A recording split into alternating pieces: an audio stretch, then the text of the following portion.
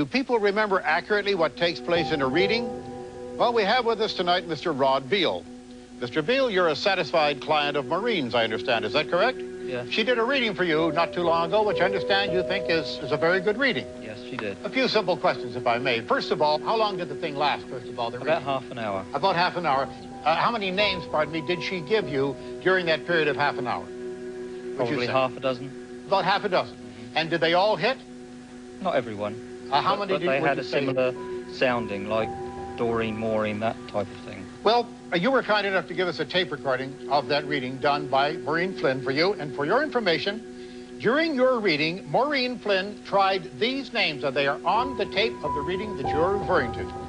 Alan, Alfred, Alice, Anne, Bill, Charlie, Colin, Connie, David, Derek, Eileen, Ellen, Flory, Frank, Fred, George, Jim, Joe, John, Karen, Catherine, Kevin, Lillian, Lisa, Liz, Lynn, Mark, Mary, May, Michael, Rob, Ron, Shirley, Sydney, Stanley, Sid, and Steve. That's 37 names, and she also asked you if you could connect with any name beginning with an N or an L, and you could not do so. Now, in the ones that were accepted, and you did accept 9 of the 37 that were given, these were some of the categories: a son, a lodger, a brother, a nephew, an adopted nephew, a grandfather, a fellow worker, a cousin, and the neighbor's dog.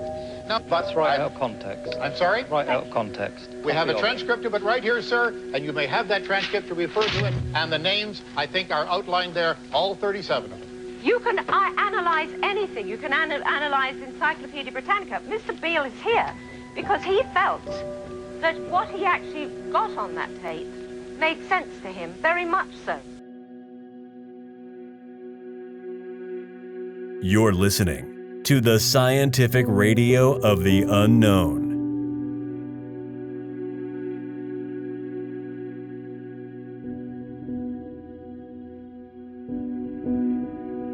One of the most interesting podcasts on the internet.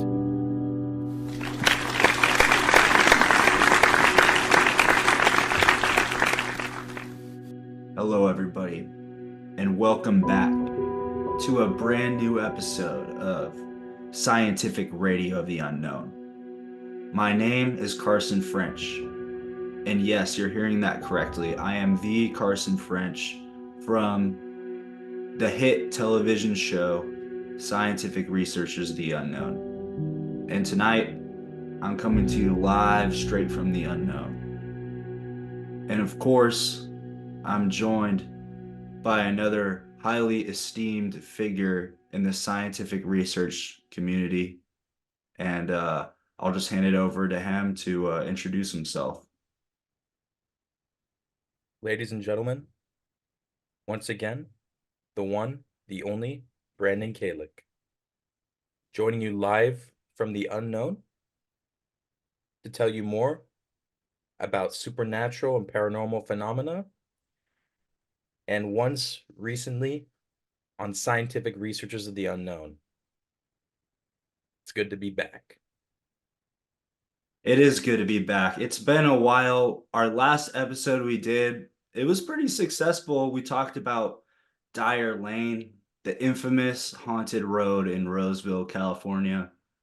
And look, there's some things we discussed in that episode that had to do with a person. I won't bring up his name right now because we don't want to give him too much attention, but there was a person in the research community. I don't know if a lot of people kind of respect this guy, but we talked about him in the last episode, and I've actually come across some new findings doing research on this. I want to call him an investigator, but after what you have to hear, after you hear what I have to say about this man tonight, I have some shocking revelations in this investigation. So I don't want to say too much right now, but I was thinking maybe, I mean, we haven't really done any formal investigations in the last couple months, or at least I haven't. Have you, Brandon? I have not done any formal investigations, but I do know about the specific individual and the specific research community that you are talking about, and that has still been at the highlight of the paranormal community. And, it's something that does need to be talked about more. So I think it's something we should focus on. Yeah, but before we get into that, I just kind of want to update everybody on what I've been up to. So, um, I haven't been doing any formal investigations for a while because, I mean, obviously I'm always looking out for the unknown, but um, I just haven't in the last couple of months. I've been going through some stuff in my life. I just graduated college and I moved across the country, so I've been busy. Um, but at the end of the day, research always comes first, and I'm always researching even when I'm not researching. And that brings me to my first story. Um, Basically, I had this idea of going backpacking. I had been backpacking one time before, but it was with like a big group of people, and it was only like one or two nights. It wasn't that far into the wilderness, into the unknown. But I had this goal, this idea that I would go to a desolation wilderness. Now, a lot of you are probably unfamiliar with where Desolation Wilderness is, but this is an area um, in the Sierra Nevada mountains near Lake Tahoe. This is prime Lake Man country. Um, and I wanted to go out there by myself, challenge my survival skills. So the plan was I would leave during the morning. I would walk out to this lake. Um, Lake Schneidel, I think it's called. I basically just looked at the map and picked like an obscure lake to go to because there's so many lakes in this area. So I went out to Lake Schmeidel. It took the whole day to hike there, and I camped there for the night. It rained. I had some hot dogs that I cooked, so that was pretty fun. And then the next day, I woke up early, first thing in the morning, and I hiked all day to get to Lake Aloha. And I'm telling you, Lake Aloha has got to be one of the prettiest lakes in the world.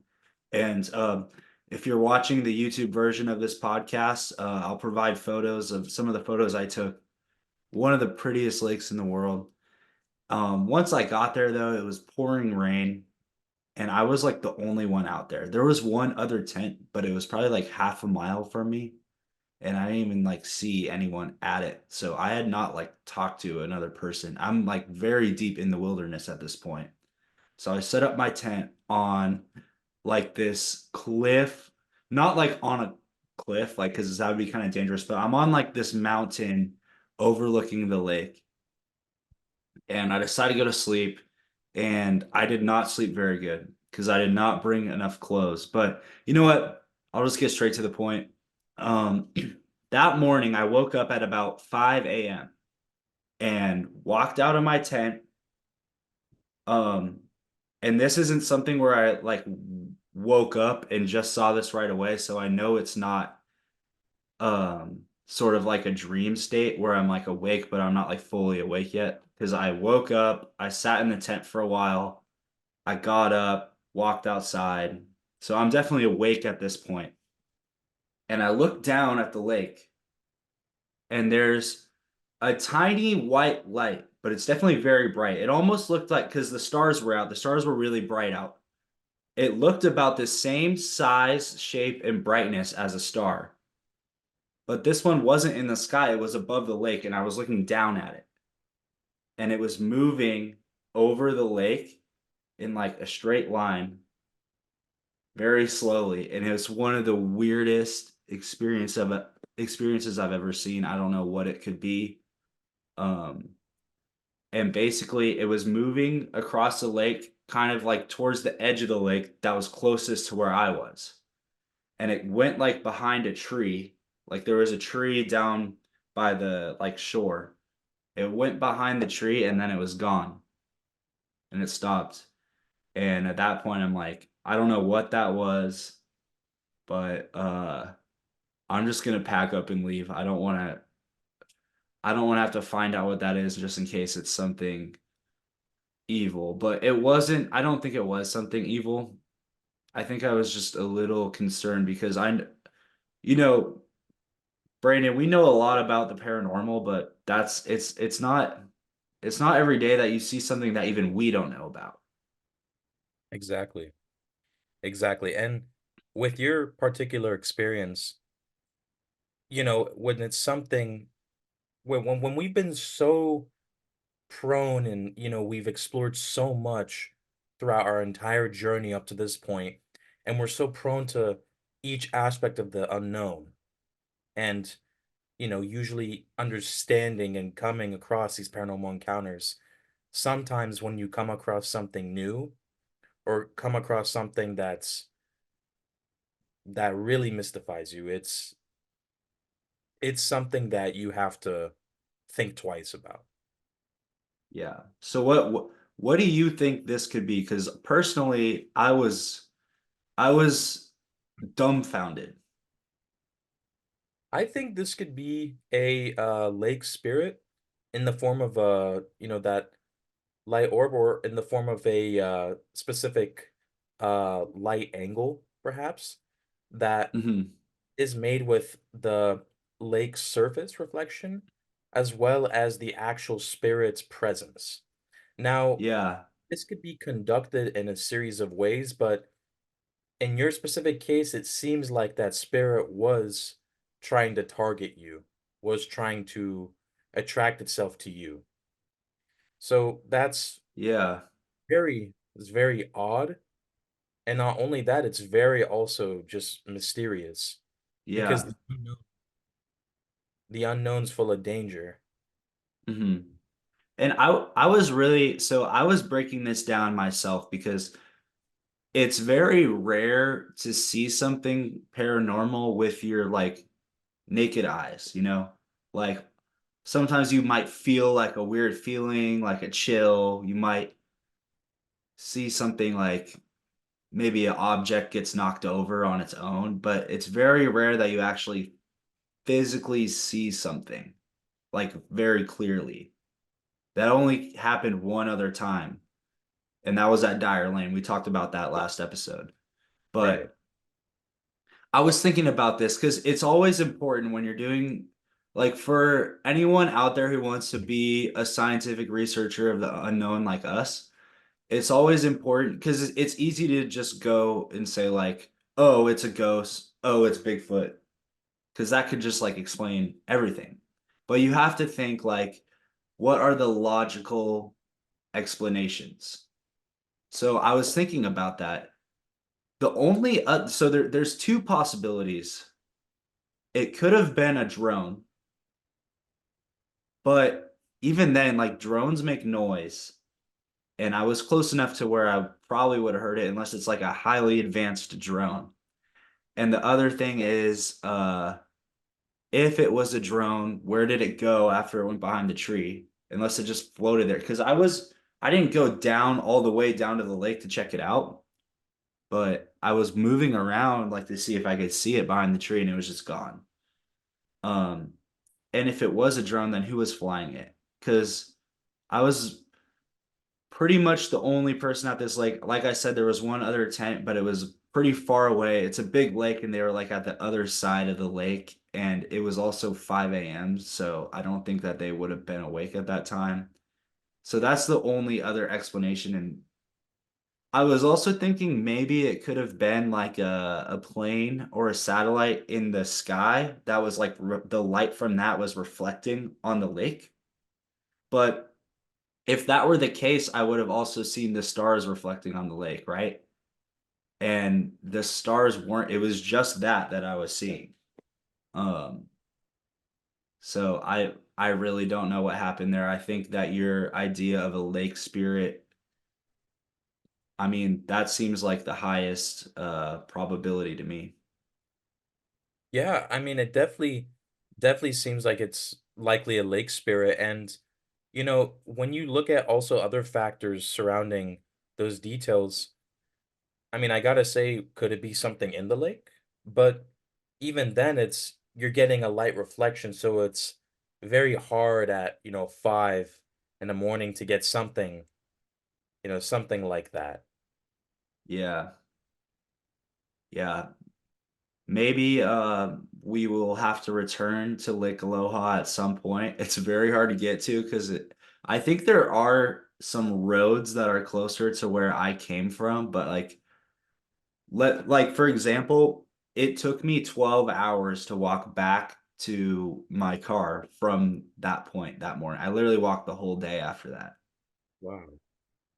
Wow. And I was taking a direct route. Like that was the fastest way back to like where I had parked. Um anyways, let's move on from that. There was one more. Actually, Brandon, I believe that you have something paranormal that you experienced in the last couple months. Yeah. If you mind sharing that. Yeah, yeah, no problem. No problem at all.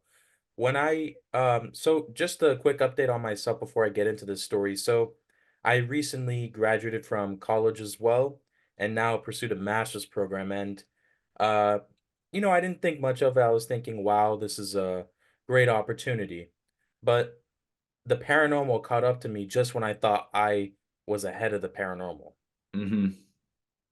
When you realize the moment you realize you're out of the unknown, you've never been closer to it.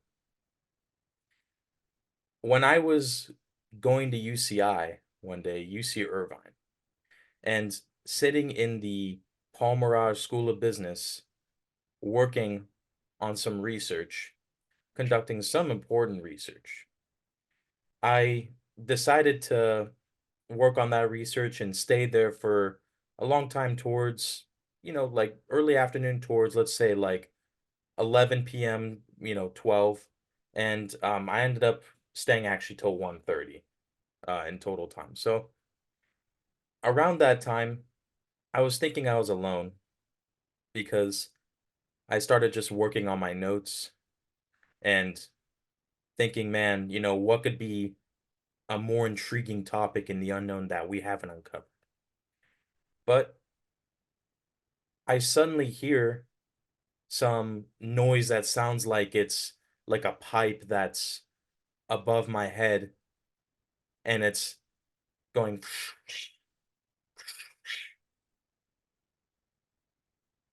And I keep looking around, trying to figure out where that noise came from.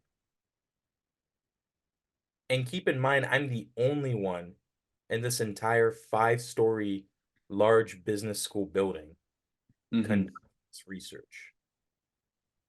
Now, there were lights flickering as well at some moments, and I decided to get up and actually explore around, take a break from conducting the research that I did. And I noticed that these lights were normally like just lights that were supposed to flicker, but I heard the noise again. And then that's when it really got to me because I was thinking, man, what could this be?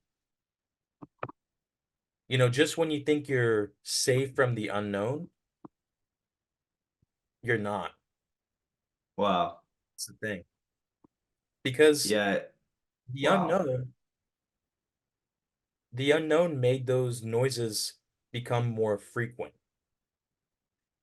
Up till that time till I left, and I eventually left because I felt creeped out enough. I mean, I had enough of the noises. And, as scientific researchers of the unknown, on our constitution, it says never research alone as one of our prime directives. We And can't stress that enough. yeah, we cannot stress that enough because when I was sitting there, I was thinking, man, like, is this normal? Like, well, what is this? Like, could it be like an actual pipe in the wall, like making that noise? Could it be somebody who's still here, but the lights on all the other floors are off, and those are motion censored? Hmm. And so I was trying to figure out, man, is this place really haunted? Is there something going on, something underlying in the unknown of UCI Palmerage? And so Wow. when exploring around, and I walked past the I also there was another experience when I walked past the trading lab. We have some study rooms on both sides of this long floor, and a stairwell, some restrooms, and also a large Bloomberg trading lab with about 12 Bloomberg high frequency computers. And keep in mind, this room is completely locked. There's no way to get into it from the outside unless Hmm. specific personnel have a key card or some kind of access to entering that room. And I see through the glass wall that that room is in as I walk by, one of the computers starts flickering. The screen starts flickering. Wow. It was just on Bloomberg for one moment, and then suddenly lights start flickering and flickering and flickering, and then the screen shuts off. Hmm. And And so were that's all the other, how many computers were there? Was it just this one that was acting weird?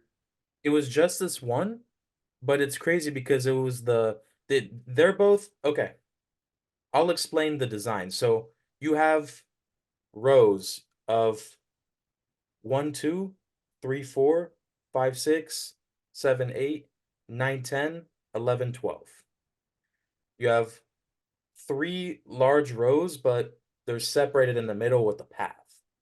And Hmm. I'm walking up on the side, but not in the room. And then there's a glass wall and a door separating myself on the pathway from that room. Right. And when I was walking, the corresponding road to where I was walking, it was that first high frequency computer that started flickering. Hmm. And that's what really freaked me out because I was like, no, there's no way. There's nobody in that room. I've never seen, I mean, high frequency, a computer acting up like that. No, that's some unknown presence.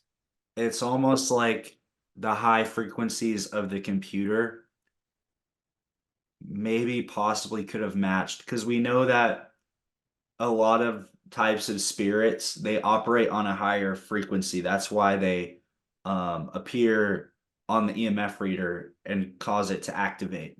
So maybe because these computers were at such a high frequency, um, the I don't know if we want to call it a spirit or not because we can't really identify what this is yet, but whatever the anomaly was, I have a theory that it could have been able to manipulate those frequencies. Exactly. And, this, whatever it is, the spirit or entity, I mean, it was also it had to be the same reason for those, what were, like pipe or drainage noises.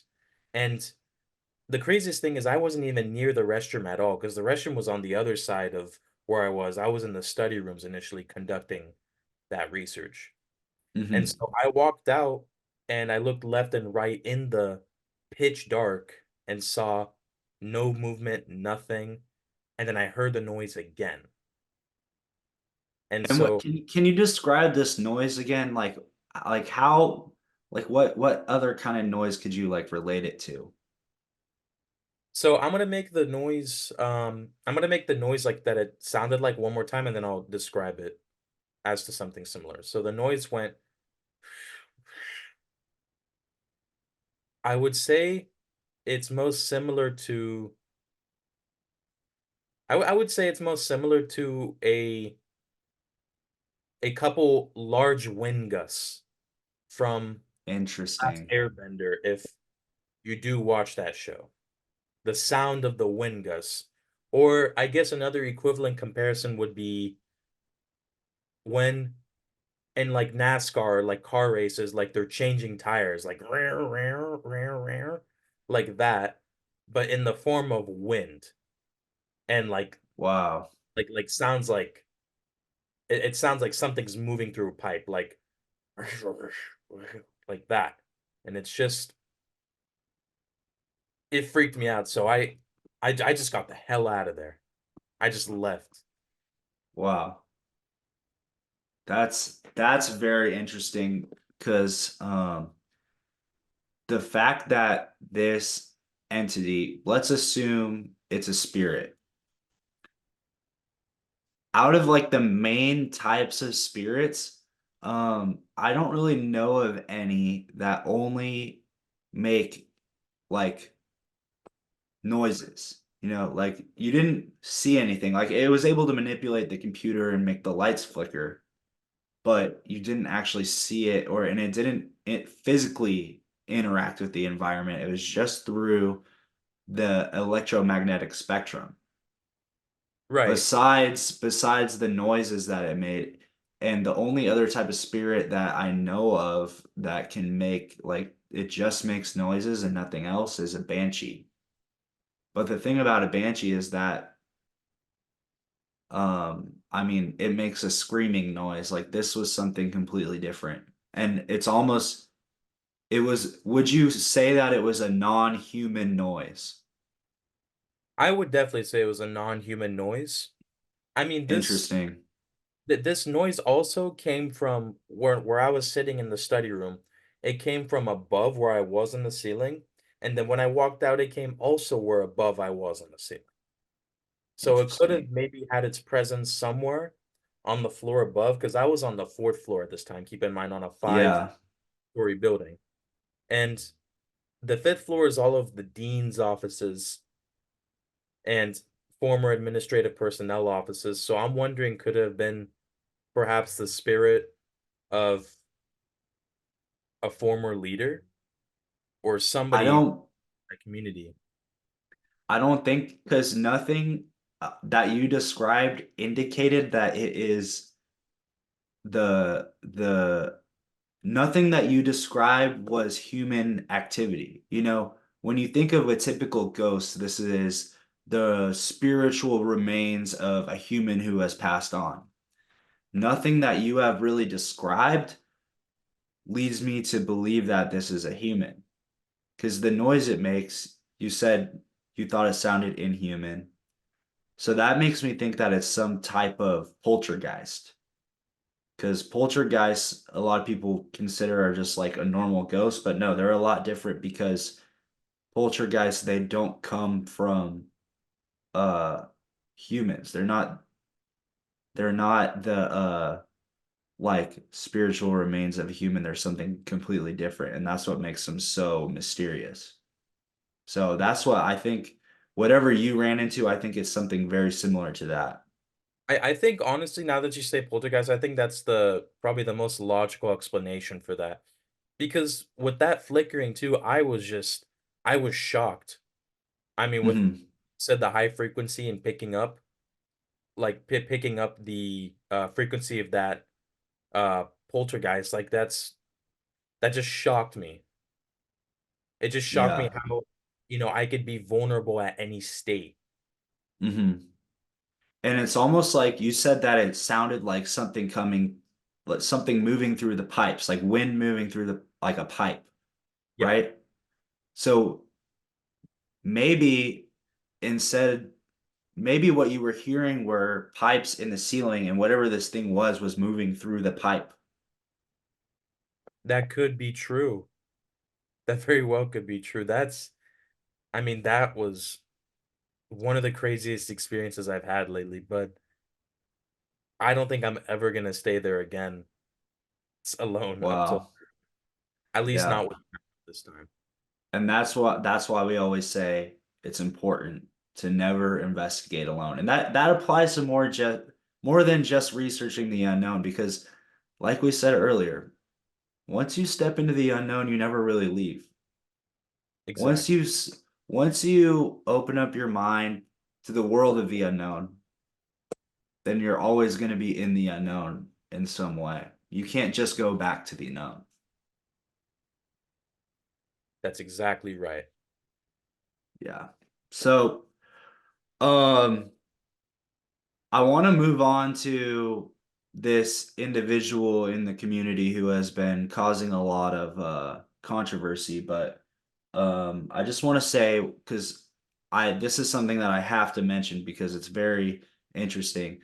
I was at Arlington Cemetery, the famous cemetery where a lot of military soldiers and people in the armed forces who died in combat um, and sacrificed themselves for our freedom in America.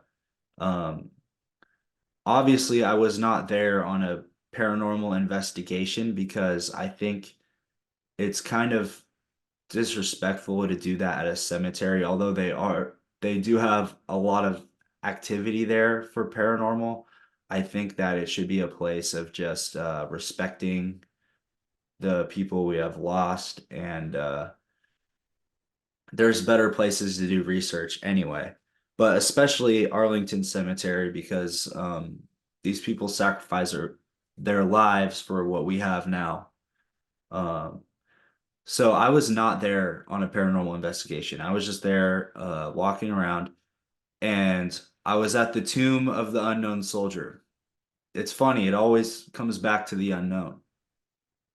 Um, and as you know, there is a guard on watch of the tomb of the unknown soldier all the time, and it's very, very interesting to watch. It's very the guards are very strict and disciplined. Every slight movement they have has a specific purpose behind it. And it's just amazing to watch and see this. And I was standing there. It was snowing at the time, and I was taking pictures of the guard in the snow. Now, I'll put this on the YouTube feed, but Brandon, I'll just show you on my phone right now, or I can text it to you actually. I took two pictures, one that was zoomed out, and then another that was closer, zoomed in on the soldier. And the one that zoomed in, you can see a mist like in one area. And then the next one, can you see it above his left shoulder, like kind of to the left of his head? Yeah. Can you see what I'm talking about? Yeah, that's really odd. So I'm Wow. thinking I got a photo because you can't see it in the one before. And I took these back to back. It's just the second one is slightly more zoomed in. Um, I don't know. I'm thinking that I might have gotten a photo of something paranormal there. Possibly one of the many people who are buried at this cemetery, or I mean, it is at the tomb of the unknown soldier. Could it be possible that I got a photo of the unknown soldier? It could be. It very well could be. I mean, I think when I was looking at these photos, but when I was looking at the prime one you mentioned, I think man, I don't know, it's very tough to tell also like which soldier could be. And I mean, Yeah, just, I wouldn't say it resembles a human, but it definitely is something that I don't really know how to explain it. yeah, it's definitely something from out of this world. I mean, this is in broad daylight too. I mean, I don't think this is gonna be like there's so many, photos of evidence and research, but this is actually one of the most clearest indicators of the unknown and proof of entities within the unknown that we've seen up to this day. Hmm. Yeah, I mean, it's definitely the best photograph I've gotten of a paranormal anomaly. I'm not going to go ahead and say that it's uh like a fallen soldier or anything, but just because it's not shaped like a human, but the fact that it's in that location at the tomb of the unknown soldier is definitely that definitely adds a lot more mystery to this photo. Definitely. All right, well, I think we should get to our main topic of the episode. What do you think? I think we should show our viewers the photo first, right? I'll just edit it in the YouTube version because if Okay. they're listening on a podcast app, then sorry, we can't show you the photo through that. But go ahead to our YouTube and uh we'll put a picture of it on our Instagram too. So follow us at Srotu with a 0 instead of an O on Instagram. The one with the O was taken. So make sure to report. Actually, don't report that guy, but I'm not telling you to report him, but it would be good for us if that account was taken down. So we can get that username. But anyways, um now this person look, I don't even know who his real name is because I've been doing research on this guy. He goes by many names. He has a lot of aliases. Many people know him as Ryan Privy. Other people know him as Ryan Ayers. And according to my research, I believe he goes by both names. But anyways, let's pull up the comment that he left on our Dire Lane video. He has multiple, but this is how we discovered this guy from leaving really rude comments on our Dire Lane documentary, which has been very successful lately, actually. But let's see. So he says, trained professionals, elite team, LOL, laughing emoji. So obviously that's not the correct way to um, discuss scientific research topics. You know, that's just not productive at all. Like if you think that our research is um not perfect, then and we're not saying it is, but if you think it's not, then just tell us and we can discuss this in a professional way that is great for the whole community because part of one of the most important things about scientific research is being able to debate and collaborate with other researchers because it can't just be one researcher doing everything. Like obviously we have to work together, but in a productive way that's not acting like a fourth grader, you know? Exactly. So Brandon, you left a comment telling him you know what, before doubting others, maybe you should focus on your own research instead of spreading hate to other researchers. And then he says, okay, Brandy, you must be one of the dorks in the video freaking out over a headless doll and a black cat taking a poop on the side of the road. Maybe if you and your ginger rotisserie chicken munching pal grew up and didn't act like junior high short bus window lickers, you'd actually get some views. I bet you guys got razzed in high school over this video. I mean, reading that comment, that really just, there is no place for that in the scientific community or in any community, to be honest. And yeah, just because I ate rotisserie chicken in the video in our documentary, like I was trying to show the reason we put that in is because I was trying to show that it's important to have some nutrition when you're about to go in the unknown. Because like if you're gonna play a football game, like the NFL players, obviously like they eat a meal before they go out. They can't just do that on an empty stomach. And the same goes for researching. So the fact that you're gonna say that, I mean, if you had came and asked me respectfully why I had to eat the chicken, like I could have just explained that, but now we have to do it in this way. And we could all just be doing more research right now instead of having to debate this. Exactly. And for Ryan Privy to really even just attack us is like already shows that, like it's like a low blow for one thing, Hmm. because like the guy, I looked up the guy's background. He didn't really he was doing ghost tours, so ghost tours, just to be clear, ladies and gentlemen, tend most of these, when anybody says ghost tours, paranormal tours, those kinds of I guess like experiences, encounters you do for amusement. I mean, they're for amusement. They're not for the unknown. They're not truthfully I would disagree with that because when ghost tours are done right, they are because there are people out there who don't take our work seriously.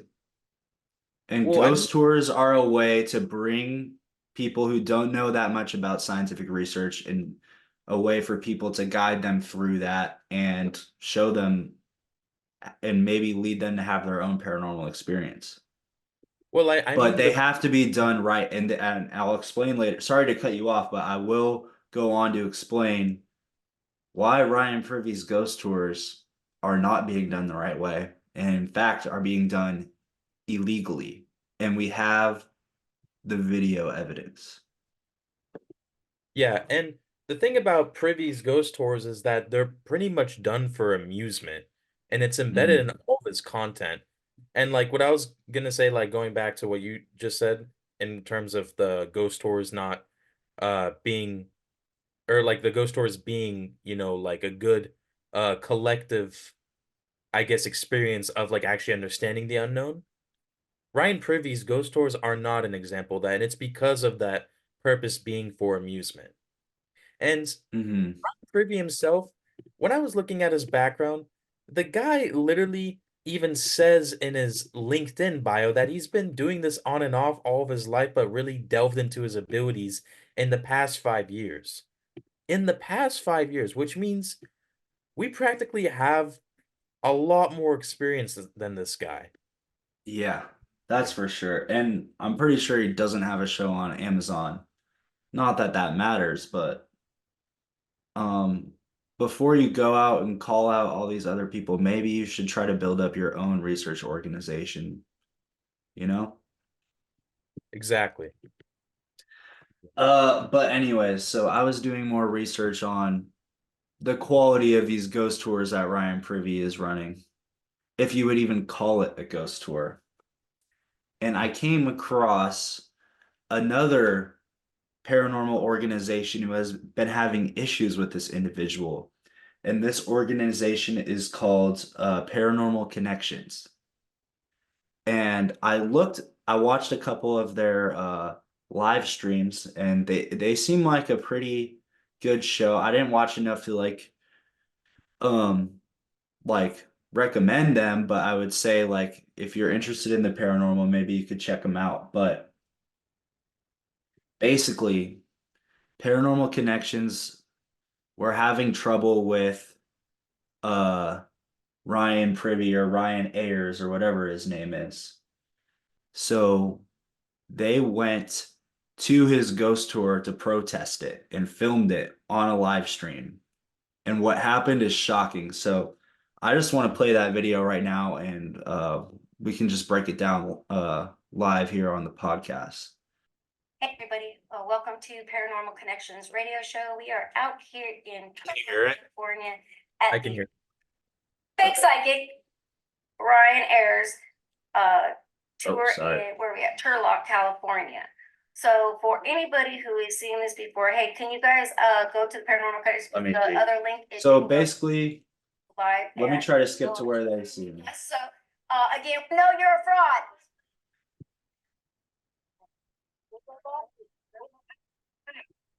Hold on. Herman, hang on, bud. So this guy, Herman, he's basically, I don't know much about him, but it seems like he's kind of Ryan's like bodyguard. And Herman says some pretty crazy stuff. You'll hear it. Hi. ¿Habla español? ¿Sí hablas español?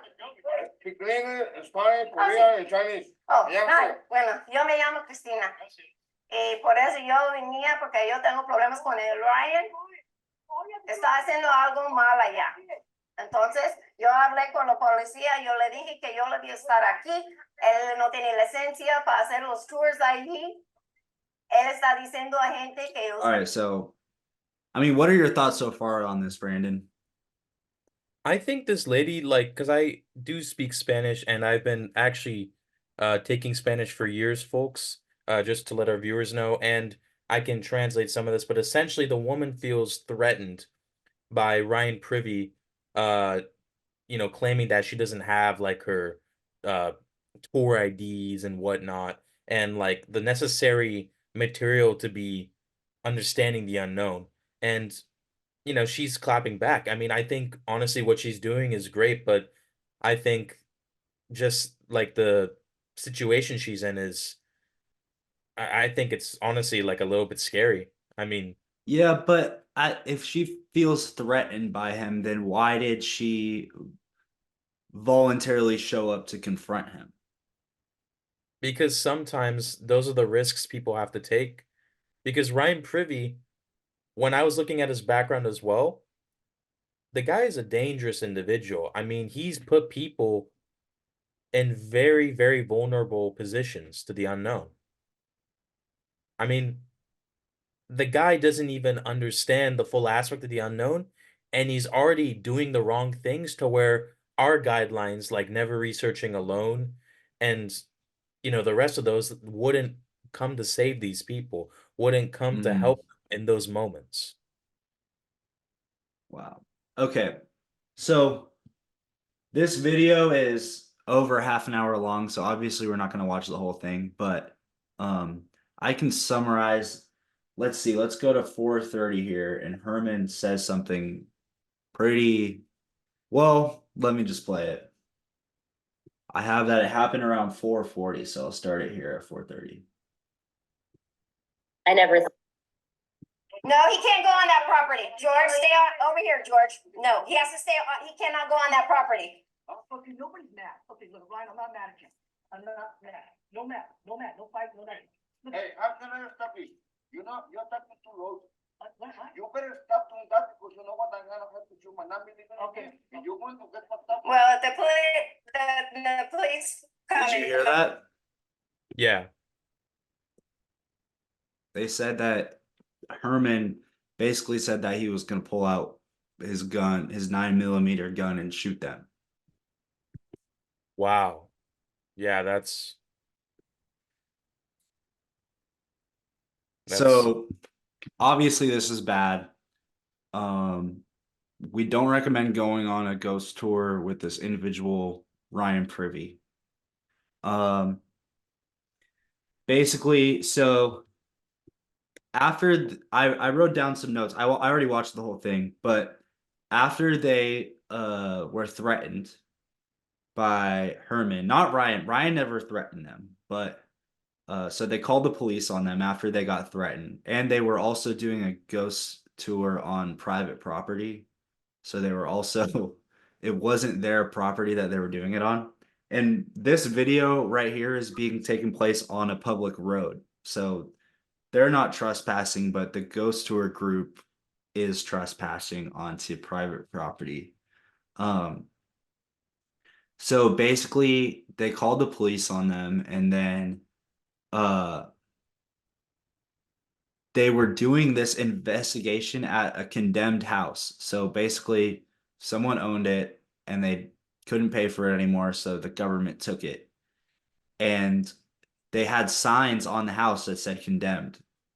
But supposedly, according to this video, Ryan Privy and his ghost tour group took all the signs off the house that said condemned so they could use it for their ghost tours. So now let me skip to about the 10:30 mark. And this is where we have Ryan doing some very dangerous actions.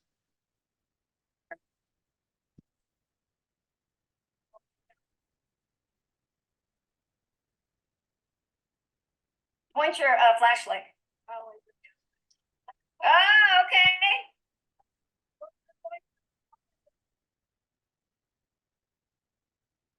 Yeah. With this car, I would head out.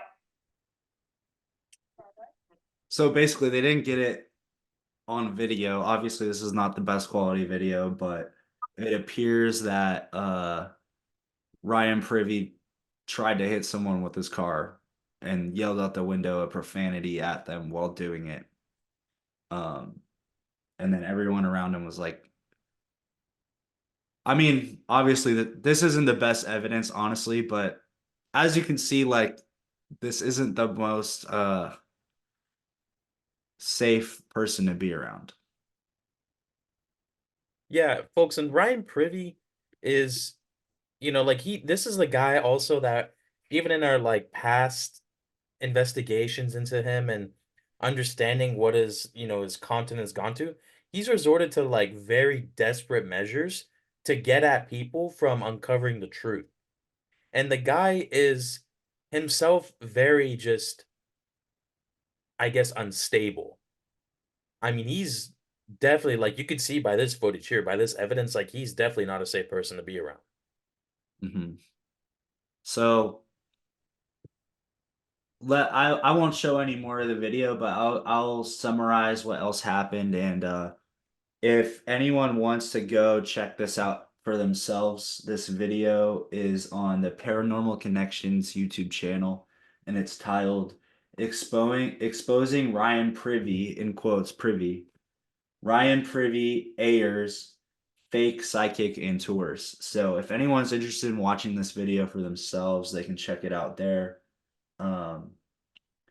But I watched the whole thing, and they later claim in the video, they later accuse Ryan of getting caught digging things up in a cemetery, which is really weird. Like I That's said earlier, yeah. like doing a ghost hunt in a cemetery, like that's like I can understand that, but even just doing a normal ghost hunt in a cemetery, I feel like is kind of on the borderline of being respectful. But going in there and digging things up, that's way over the line. And I not think just that, but they also accuse him of peeing on graves. yeah, I think Ryan Privy is honestly like I think he could be classified as a moderate grave robber. Honestly, because Wow. like he vandalizes cemetery property. He like he thinks he's doing what's in his best interest when really he's actually damaging, the old tradition of burial, and he's inflicting that process on those spirits. And not only will that have repercussions for him, but it'll have repercussions for the rest of us because it'll make the unknown a lot more, I guess I want to say unstable as well. It makes other paranormal researchers look bad if someone like that is doing that. It makes us all look bad. Exactly. Exactly. And just Ryan Privy, the kind of guy he is, he's just so sneaky. So sneaky. I mean, Hmm. you could see like this guy is just going to random areas, and I mean, he clearly doesn't want to follow anybody's first rule, definitely not ours. He's Yeah. Yeah. Um, so, but I want, obviously, we don't like Ryan Privy because he seems dangerous, and he's been leaving hateful comments on our videos, but um it is important to say that we've never met the guy in real life. This is all just stuff on the internet of people who are already against him. And honestly, I hate to do this because they seem nice, but I have to call out Paranormal Connections as well because they're not doing the most thorough research either. So, um, basically, this girl from Paranormal Connections, in the same video that she's saying all this stuff about Ryan Privy, She also says that she streams to over 500,000 people. But if you go look at her views on YouTube, a lot of them only have like 2 views. So we can't just also, she's very inconsistent about how much Ryan is charging for these ghost tours. She changes the price like multiple times in this video for what she claims he's charging. So all I'm gonna say is take this with a grain of salt. Obviously, they were there and filmed it. It's not the best footage, but you can't just trust anyone on the internet, you know? Exactly. Exactly. And like just the way she was misleading people by her viewers and Ryan Privy being a dangerous individual, it goes to show that, like if you're not careful, you can get messed up. You can lose yourself in the Mm, unknown. yeah. At the end of the day, though, I think the lesson that we want to teach everyone here is that instead of arguing and fighting with each other in the paranormal research community, we should be working together. And if you see somebody doing something the wrong way, yeah, it's important to call them out, but do it in a respectful way so we can all learn from it and move on. And instead, like us right now, we could be talking about the next groundbreaking theory, but instead we're here talking about this individual who has caused a large disturbance in our community. And it's just unproductive. So we're not planning on doing these types of videos in the future, but it's something that I feel like it is important for people who are interested in this topic to know about that um, there are these types of people out there in our community. And let's go back to that comment as well that Privy made. Uh Mhm. well, can you tell me which video that comment was on? Just It the was on our Dyer Lane documentary. It was a reply to his own comment. If you look at our Dyer Lane Beyond Paranormal documentary, which has been doing pretty good on YouTube lately. Um, and also, if you're listening to this podcast and haven't seen it, we highly recommend watching the Dyer Lane documentary. It's free on YouTube. Um, yeah. Yeah, so I mean Privy wants to call me Brandy, like, okay, you know what? Cool. I've been hurt worse. But I mean to call you a ginger chicken rotisserie chicken munchin whatnot, it sounds to That's me like ridiculous.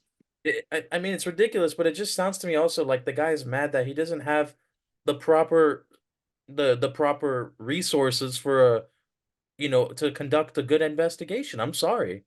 Like Hmm.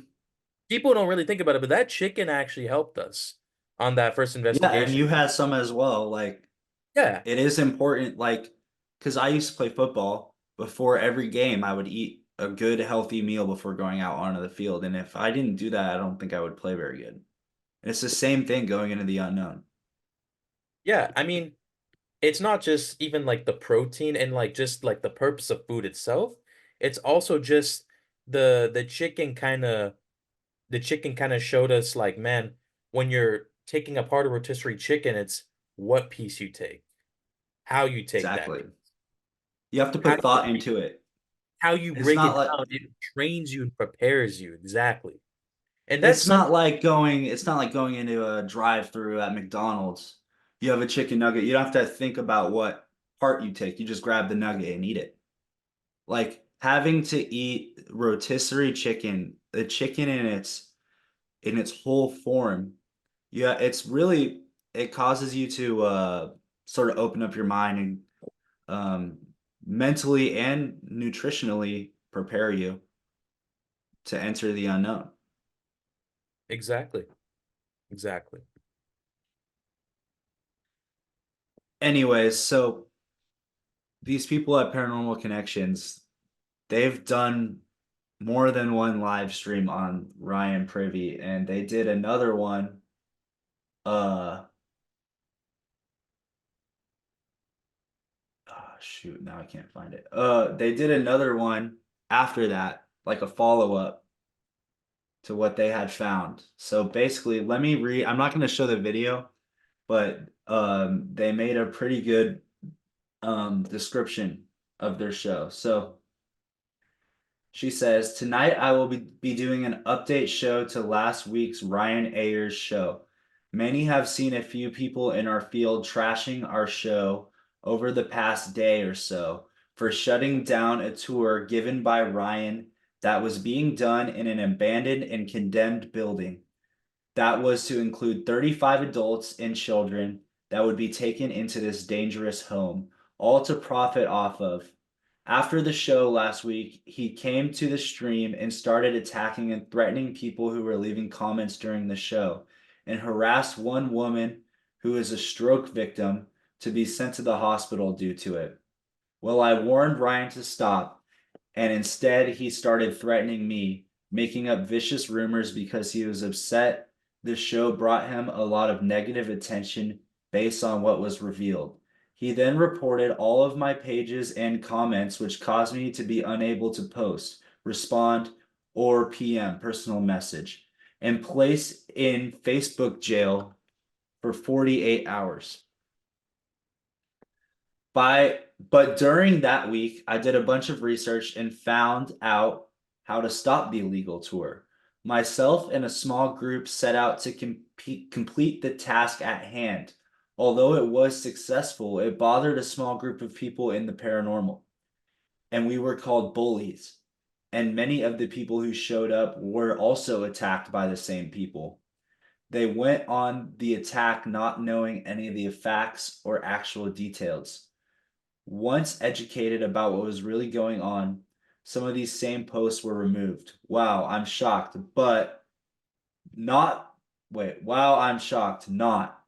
But it allowed me to see just how low this field can get and how two-faced so many people are in this field that we call friends. We were called bullies. I would say not. I would say we stopped anyone from getting hurt in that rundown place. But obviously, many had opinions depending on the page I looked at.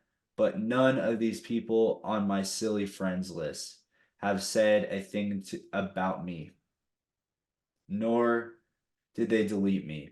Shaking my head, silly rabbits tricks are for kids. Do you want to know what really happened? Well, join me tonight to hear all about what went down behind the scenes since last show and how we shut him down legally. And all this will be revealed. The live stream I put on YouTube while there is linked below. Go ahead, you listen to it and tell me what you think tonight. Are we really bullies, or is it important to take a stand, regardless of what negative people say? I hope to see you all there and see your comments. Okay. So, what do you think about this, Brandon? I think that it's very intriguing, definitely, but just honestly, it's kind of scary too. It gives you Yeah. like it's always hard to tell with him because it just gives you like a extreme measure based on behavior, and then always a also measure based on just experiences and the actions that this man commits, and it creates such a polarizing environment. I mean, I really feel bad for anybody who ever had to go on a tour with this guy. I really do, because Yeah. I think they didn't maybe some didn't realize it at the time, but their lives were in danger. But I mean, your life is always in danger on a paranormal investigation into the unknown. Now that's true, but I mean, after what we've seen in today's evidence, I mean, with somebody like Ryan Privy and how unstable he is, I think we could see far worse. I think Mm. it's hard to tell, especially with somebody who, claims they've been a psychic for what, 2 decades now, when he himself can't, resort to proper uh investigation procedures and actually preparing and conducting proper research. I mean, his most recent video was like a Rayleigh's Jack in the Box spirit box video. I mean, the guy cannot create quality content off of quality investigations. And I mean, if he really wants to, like, he has to go to extreme measures where he threatens people, where he reflects his I don't know, reflects his ability to be so like unstable. I mean, he's just so unpredictable. And that's scary in the unknown. Yeah. Well, we want to know what everyone has to say. If you're on an app that you can leave comments, let us know. Or tweet about it on X or post about it on social media. Use hashtag Sorotu. We want to know, was Paranormal Connections being bullies for shutting down Ryan Privy's ghost tour? Or were they heroes and saved those people from any potential threats? We want to know what you guys think. Yeah, and with Paranormal Connections, you know, they're not the most perfect group either, but at least there's some structure with what they're doing. And, you know, to stand up to Ryan Privy like that is, you know, you get my applaud for that. Just to reiterate, folks, please check out our website if you haven't already, srotu.org, and also please make sure to check out our social medias on X, on Instagram, on Discord, and also as well YouTube. Please stay updated for more scientific researches of the unknown content, and we look forward to seeing you again. Yes, thank you everybody for listening, and remember, to know the unknown, you must unknow the known. Have a great night. I'm feeling so lost out in the unknown.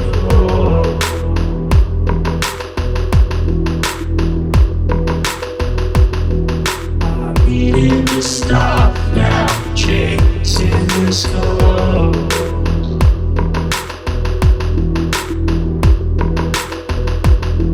But everything's so far out of control.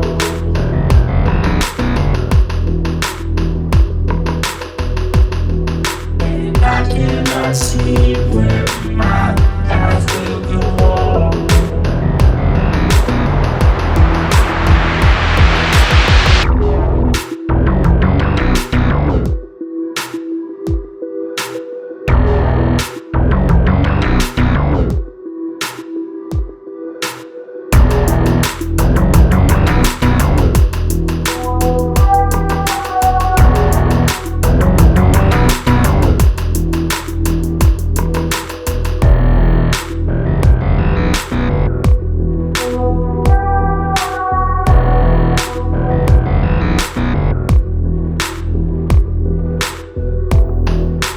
Darkness awaits you deep in the soul.